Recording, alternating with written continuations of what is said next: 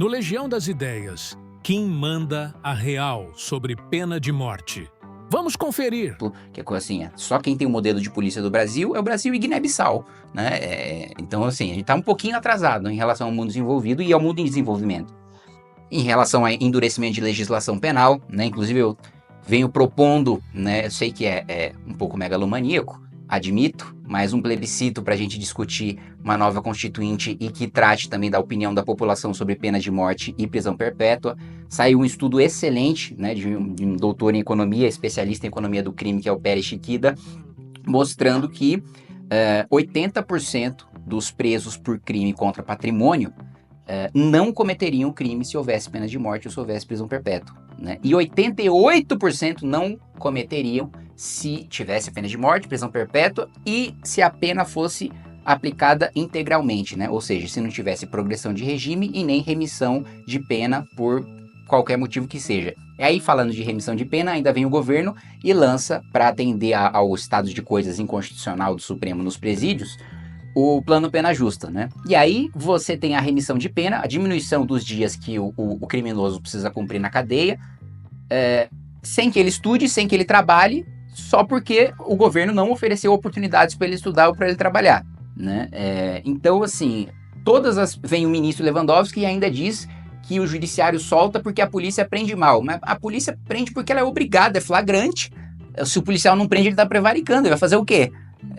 Não existe outra maneira de se agir se não prender. As prisões em que a gente tanto critica que a justiça solta é prisão em flagrante, não é o resultado de grandes investigações complexas. A gente tá falando de roubo, de furto, né? A gente tá falando de homicídios, às vezes crimes passionais, né?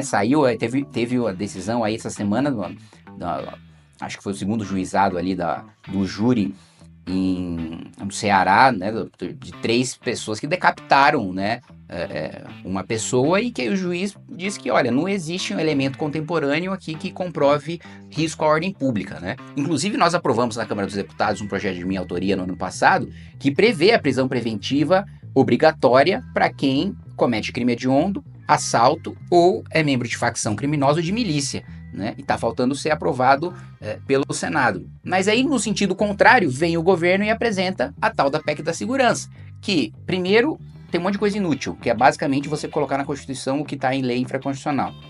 Segundo, deixa os estados reféns da União na medida em que, se os estados não obedecem à política penitenciária ou à política geral estabelecida pela União, eles não vão receber repasses dos fundos que passam a ser constitucionalizados de segurança pública e de financiamento para as políticas penitenciárias. Então o governo está fazendo tudo errado. Por isso que, assim, eu tenho uma convicção muito grande de que o PT, a esquerda, perde a eleição em 26. Para quem? Não sei, mas perde. E o senhor é a favor da pena de morte?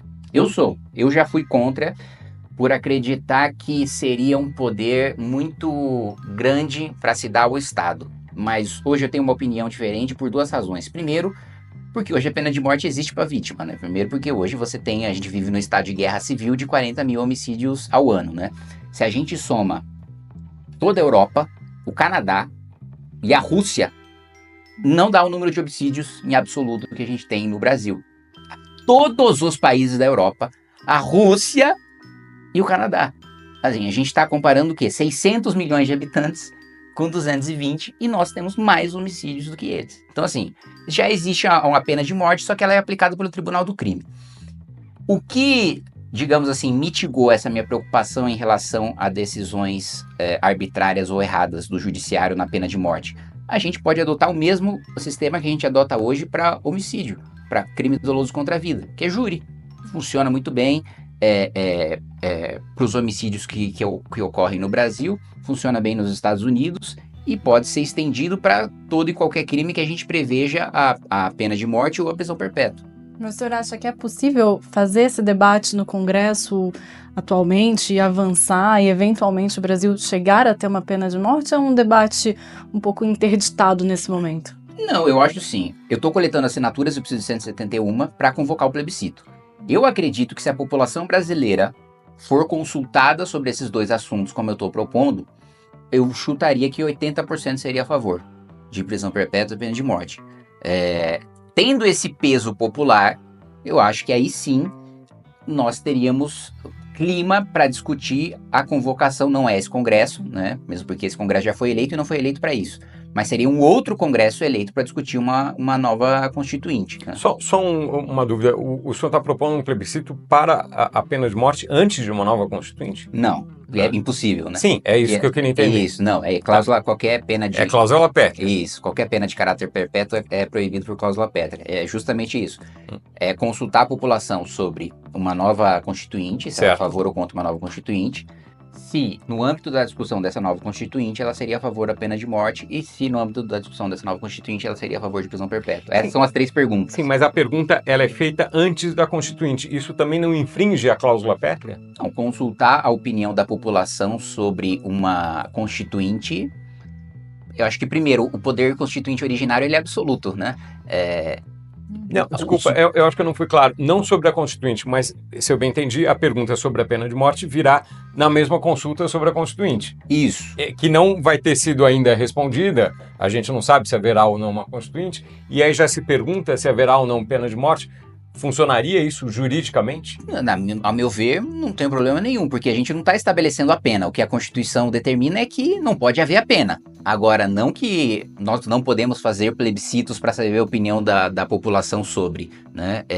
E a minha pergunta não é só sobre a pena, é especificamente no âmbito da discussão da Constituinte se a pessoa seria favorável, né? E não alterar, acho que até poderia ter alguma discussão se eu colocasse a pergunta, olha, hoje você seria a favor de uma pena de morte de prisão perpétua? Aí sim, acho que poderia ter alguma discussão sobre a própria pergunta violar já a cláusula pétrea, mas em sendo nesse contexto da Constituinte, acho que não. Mas é claro, assim, manobras mirabolantes, né? Qualquer um pode entrar com mandado de segurança parlamentar e tentar barrar o meu plebiscito por um ministro do Supremo que acha que isso é inconstitucional, apesar de não estar no texto da Constituição, né?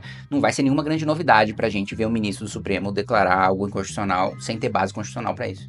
Você assistiu ao Legião das Ideias. Para mais ideias, continue conosco e continue acompanhando as lives do Renan Santos para mais.